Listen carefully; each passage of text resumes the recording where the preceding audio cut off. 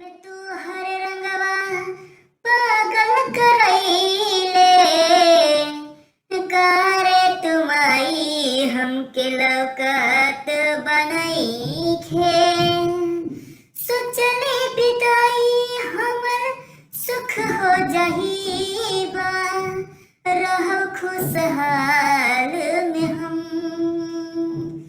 हरे रे सोचली रहब खुशहाल में हम दुनिया के दुख हम पे आ ही गए बा तू तानी माई हम विदाई कर दिहला करे तुमाई हमके लौकत बनैखे विदाई के बेरा हमके अचरा रेवैलू विदाई के बेरा हमके अचरा से पोछालू करे